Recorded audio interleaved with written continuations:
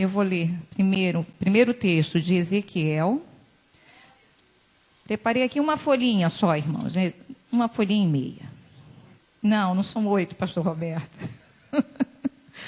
Ezequiel, capítulo 20.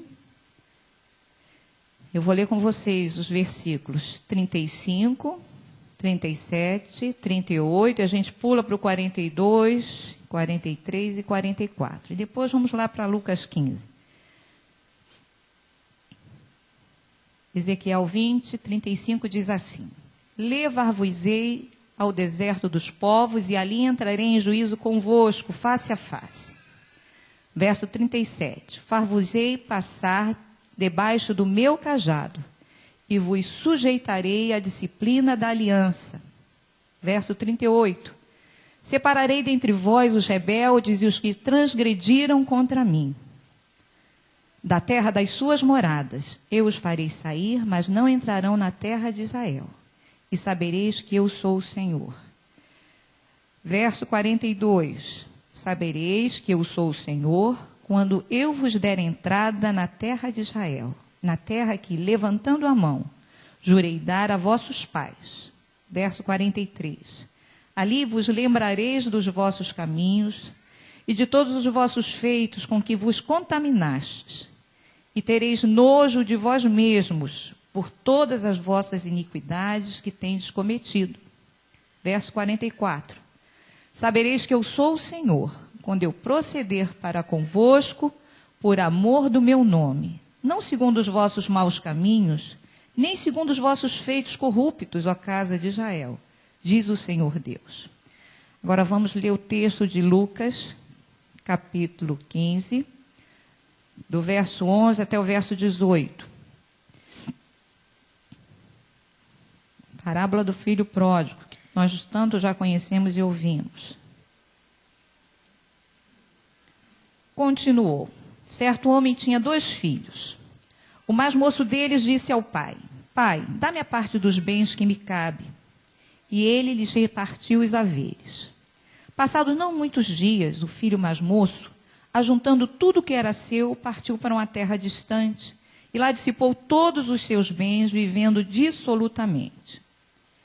Depois de ter consumido tudo, sobreveio àquele país uma grande fome, e ele começou a passar necessidade. Então, ele foi e se agregou a um dos cidadãos daquela terra. E este o mandou para os seus campos a guardar porcos. Ali, desejava ele fartar-se das alfarrobas que os porcos comiam, mas ninguém lhe dava nada. Então, caindo em si, disse: Quantos trabalhadores de meu pai têm pão com fartura, e eu aqui morro de fome? Levantar-me-ei, e irei ter com o meu pai, e lhe direi: Pai, pequei contra o céu e diante de ti. Só até aqui, meus queridos. 2 textos que nós lemos. E o que tem a ver um texto com o outro? Eu fiquei me perguntando a mim mesmo. E à medida que eu li o texto, parece que Deus estava falando tão claro comigo. E eu percebi nesse primeiro texto que Deus estava falando com o seu povo. A sua decisão, a decisão de Deus, de reinar sobre ele, sobre o seu povo. Deus decidiu reinar sobre o povo de Israel. Assim como o Senhor também decidiu reinar sobre a nossa vida. Agora, depende de cada um de nós. E aí a gente vai chegar a esse ponto daqui a pouco, né? E Deus queria reinar sobre o seu povo para ele ser o único Deus do povo de Israel, né? E Deus diz assim, olha, levar-vos-ei ao deserto dos povos. Deserto aqui dos povos, segundo o comentarista diz aqui, era o deserto que tinha lá no norte da Arábia, né? Mas Deus continua levando o seu povo ao deserto. Para isso, para Deus reinar sobre a nossa vida, né? A Glorinha outro dia estava conversando comigo e disse assim, ela já pregou inclusive uma certa ocasião sobre esse texto. Lá em casa é assim, a gente tem o costume de nos apresentarmos diante de Deus em propósito, em jejum, e eu entrego sempre as meninas nas mãos do Senhor e oro por elas. E abro o texto. O texto que Deus nos der vai ser o que vai ser lido. Abri esse texto para a Glorinha. Isso já tinha alguns anos atrás. Falei, minha filha, Deus quer tratar com você. Deus quer te chamar para Ele.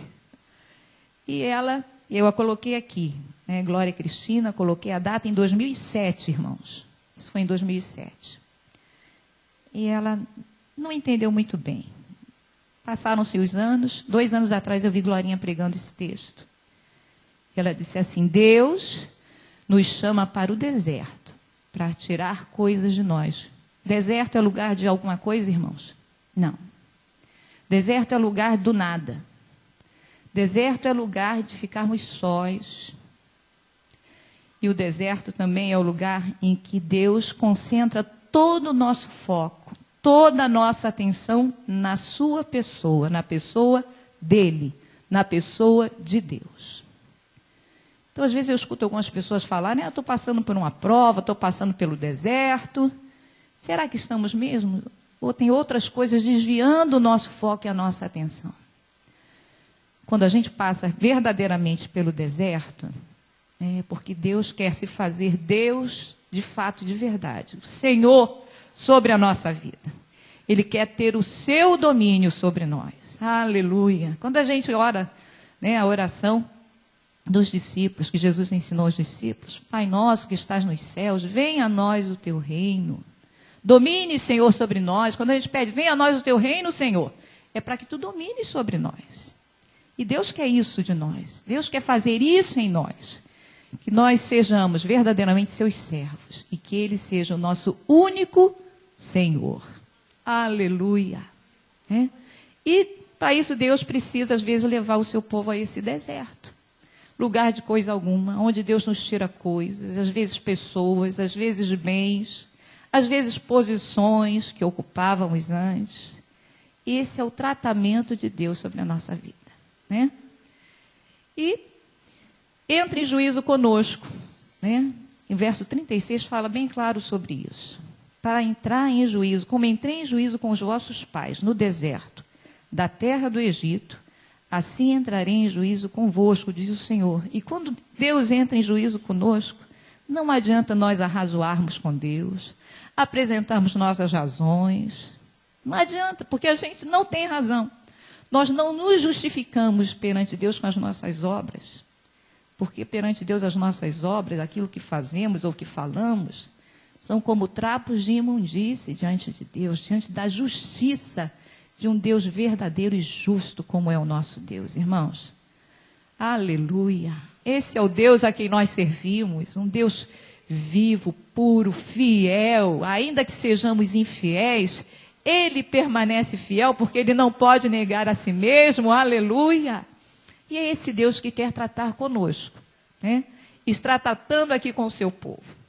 Ele quer, sim, a nossa total atenção. E para isso Ele vai tirando as coisas que desviam a nossa atenção, que tiram o nosso foco da sua vontade, do seu querer, para nos voltarmos para Ele.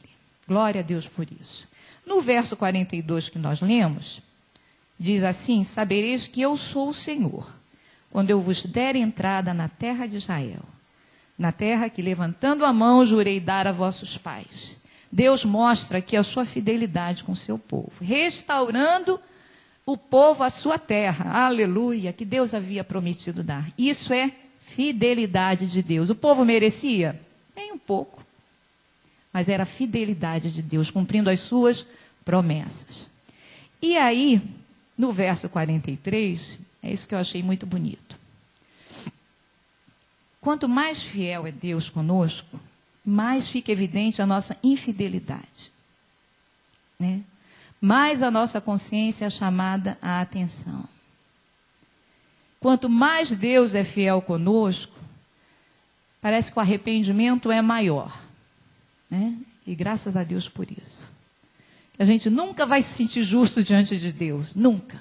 Nunca. Porque a fidelidade dele, vai muito além da nossa justiça.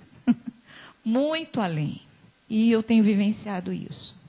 Eu digo, Senhor, o Senhor tem sido tão maravilhoso, Deus, e eu me sinto cada vez tão menor e tão pequena diante da grandeza do nosso Deus.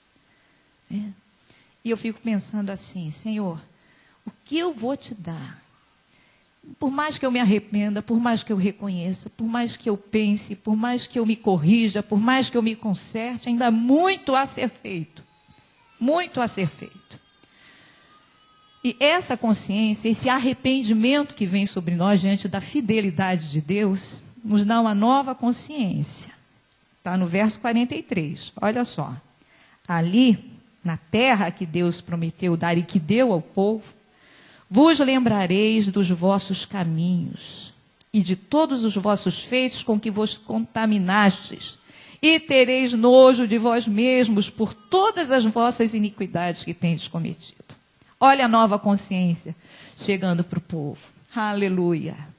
É essa nova consciência que Deus quer trazer para nós.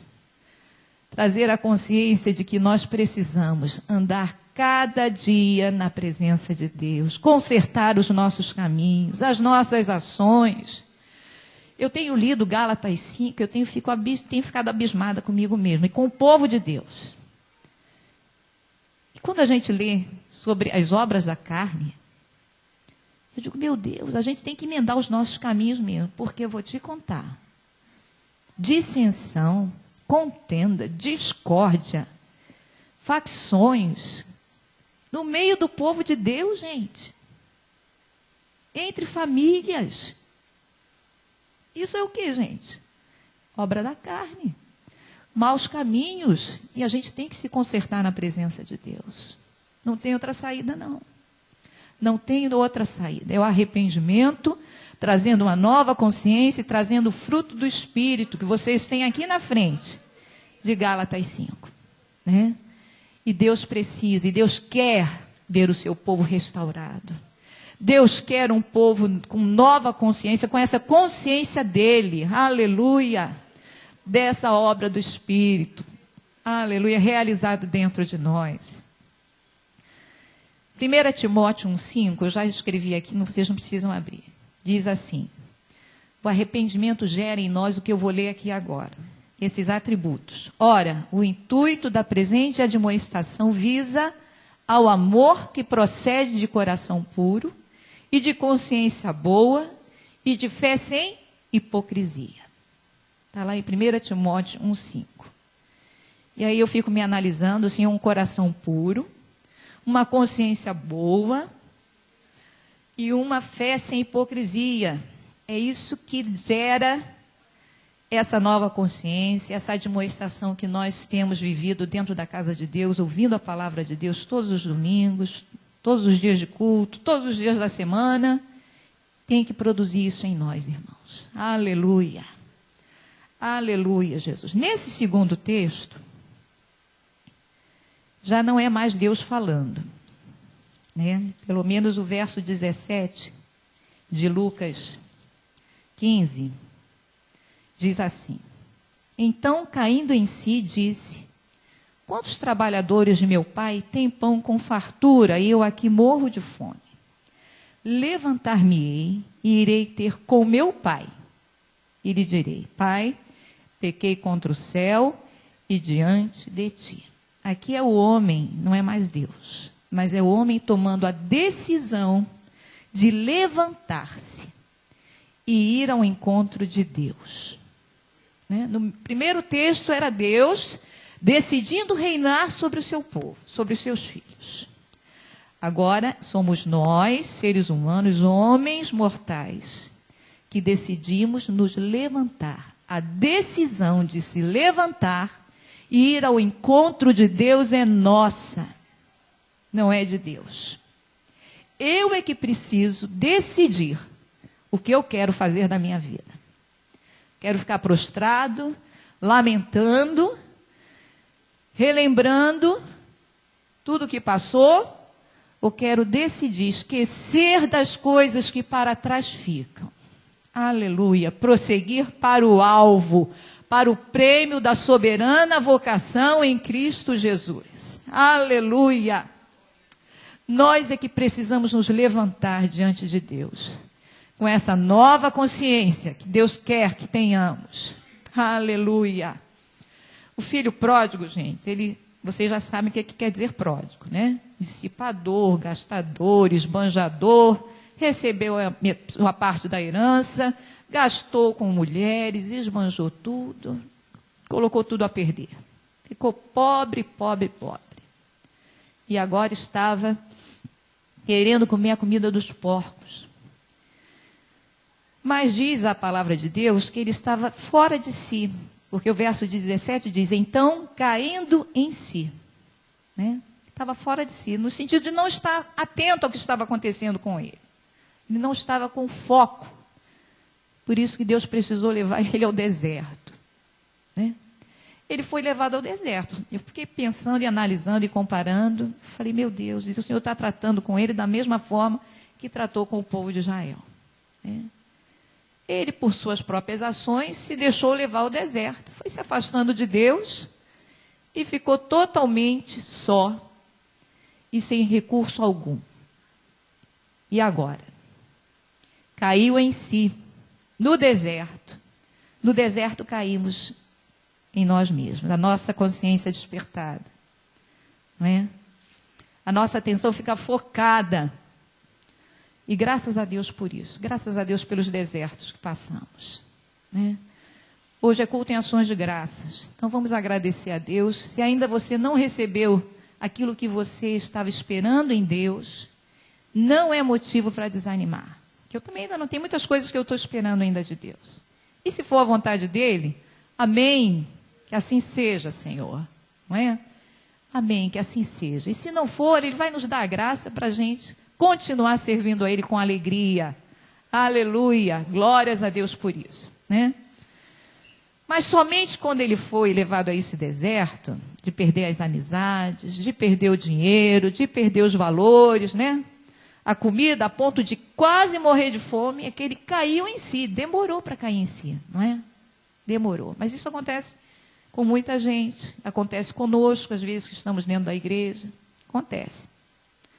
O cair em si é ter despertado a atenção. Foi o que eu escrevi aqui. No deserto, os nossos sentidos ficam mais aguçados. Eu já falei isso, a atenção fica mais focada. Não existe distração. Porque o problema é tão grande, a situação é tão... Meu Deus, tem misericórdia. Tem misericórdia. Só o Senhor para fazer alguma coisa. Só Deus aqui para socorrê-lo. E aí ele lembrou disso. Né? Ele lembrou que havia fartura de pão na casa do seu pai. Ele lembrou disso. Aleluia. Casa do pai é um lugar comum, lugar de convivência, lugar de morada. Né? Pode representar a igreja, como pode representar o nosso relacionamento pessoal, individual com Deus. Na casa do nosso pai, e trazendo agora totalmente, somente para o lado espiritual, existe fartura de alimento. Aleluia. O que está faltando hoje entre as pessoas? Dentro das pessoas, gente. Falta satisfação pessoal. Falta alegria de viver.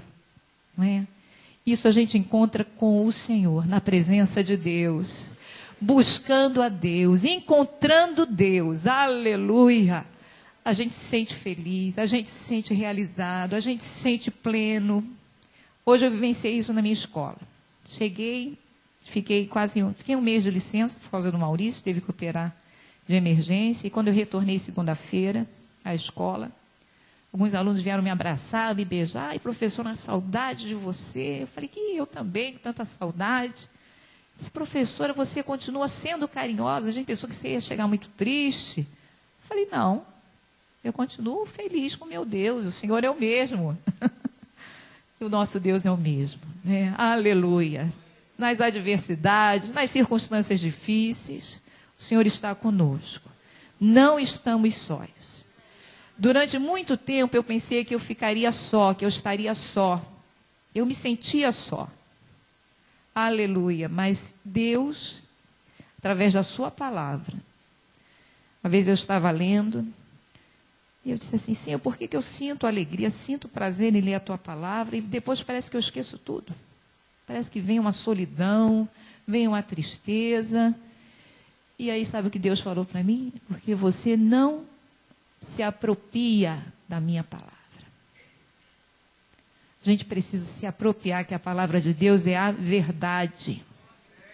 E aí a gente começa a ouvir outras vozes, né, do mundo, das pessoas e de tantas coisas. Não, mas é muito difícil, é muito trabalho, é falta de tempo. E aí a gente parece que vai se deixando abater, né? A gente se deixa abater por essas coisas. E aí eu falei, não, Senhor, a partir de agora eu tomo essa decisão de ouvir a Tua palavra, de crer nesse Deus vivo, verdadeiro, fiel, aleluia. O Deus que é o nosso Deus, um Deus que é soberano, que tem controle da história da humanidade, gente. Um Deus onipresente, onipotente, onisciente, que nunca é pego de surpresa, nós sim, Deus não. Aleluia, é esse Deus que a gente serve. Aí quando eu paro para pensar na grandeza do nosso Deus, eu digo, não, Senhor, é verdade, eu tenho que levantar minha cabeça. Tenho que prosseguir, fiel a Ti, Senhor, me ajuda. Me ajuda, Senhor, a engrandecer o Teu nome.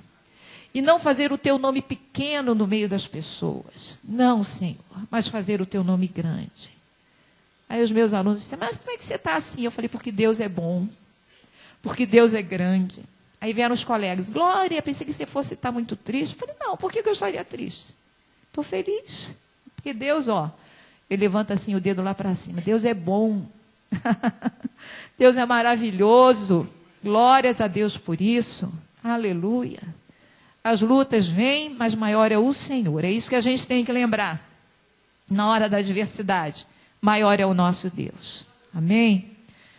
Vamos lá. Após cair em si, o que aconteceu com esse filho pródigo? Ele tomou essa decisão. Ele reconheceu a sua condição de quase morto, né? Quase morto mesmo, espiritualmente falando também. E aí, já para terminar, a lembrança dos nossos maus caminhos, das nossas más ações. Aí disse, irmã Glorinha, você está pregando para crente, eu sei, mas o crente também tem maus caminhos e tem más ações. Né? Essa lembrança é que vai nos trazer ao arrependimento. Por isso que a gente tem que fazer sempre uma autoanálise, um autoexame, né? E ver aonde é que a gente está errando diante de Deus. Senhor, o que eu estou fazendo que não está certo, que não está de acordo com a Tua palavra, né? Que eu estou seguindo pelo caminho das obras da carne. E quando a gente faz isso, Deus está pronto para receber, para nos receber, quando nós decidimos voltar para Ele. Essa decisão, então, de se levantar é minha e é sua. Amém? Eu escrevi assim, não espere nada de ninguém para você acertar-se com o Senhor. Existem pessoas perdidas na casa do Pai, até tinha um hino antigamente, não sei se era no programa do pastor Silas, né? Perdidos na casa do Pai, não é? Porque esperam algo ou alguém para levá-las à decisão de se levantar. Estão esperando em pessoas, de sair da prostração e quase morte espiritual em que se encontram. E não adianta, gente. Somos nós, eu e você. A gente é que tem que tomar essa decisão. Deus está esperando essa decisão de nós. De não se abater e não se prostrar. Mas se levantar. E se levantar espiritualmente. Se colocar de pé diante de Deus. Senhor, eis-me aqui. Ajuda-me, Senhor. Né? Essa volta do filho, vocês já sabem aqui o final do texto, gerou muita alegria ao pai, ao coração do pai, né? Deus quer restaurar-nos a condição de filhos responsáveis, de filhos que sabem a sua vocação, de filhos que sabem para o que foram chamados, não é? Deus quer restaurar-nos a isso. E que sabem que aquilo que é do seu pai é também deles. Aleluia! O que é do nosso Deus é nosso. Aí a gente pensa que o que é de Deus são os reinos dessa terra, a glória desse mundo. Não, isso não é de Deus não, gente. Não. Os tesouros de Deus, que Deus tem para o seu povo, são tesouros espirituais. Aleluia! Oh Deus, quando a gente se apropriar dessa verdade, nós seremos o povo mais forte, mais feliz dessa terra.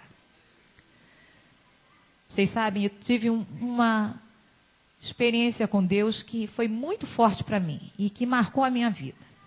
Eu estava fazendo a pós-graduação na UERJ e eu tinha um trabalho que apresentar de estatística. Era da parte quantitativa, né? Métodos quantitativos e qualitativos. Aí fiz lá uns gráficos, tinha que lançar os dados da pesquisa e fazer os gráficos de dispersão. Eu falei, meu Deus do céu, tem misericórdia de mim. E quem disse que os benditos dos gráficos saíam? Aí veio Priscila. Eu te ajudo, mãe. Não ajudou nada. Veio Maurício, também não ajudou em nada. E eu falei, meu Deus, tem misericórdia. Sai daqui todo mundo e me deixa sozinha. Eu tinha que entregar no dia seguinte. Eu ia trabalhar de manhã, ia para a faculdade à noite e tinha que entregar o trabalho. E era o último trabalho para a nota daquela disciplina.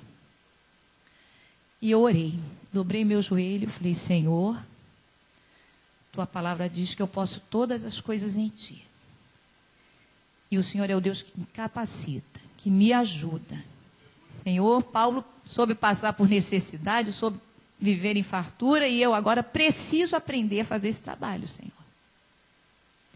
E Deus teve misericórdia. Eu não sei como, irmãos, eu comecei a digitar lá o negócio, daqui a pouco cliquei lá no Excel, lancei nas tabelas todas que tinha que lançar, eu sei que saíram os gráficos todos, para a glória de Deus. Sabe qual foi a minha nota naquele trabalho? 10. Fui a única aluna daquela disciplina que tirou 10, sem saber o que fazer. Glória a Deus por isso. Vocês creem nisso? A glória do Senhor. Essa experiência marcou a minha vida. Eu falei, Senhor, quem pensava que não sabia, que não tinha condições, aleluia, esse é o nosso Deus. Aleluia. Glórias a Deus. Deus faz isso por nós. Quando nós vamos a Ele com o nosso coração contrito, quebrantado, reconhecendo que não somos, que não temos, se Ele não fizer, nada acontece. Aleluia. Deus faz. Aleluia. Porque Ele é bom. É um Deus misericordioso. Aleluia. Este é o nosso Deus. Eu agradeço.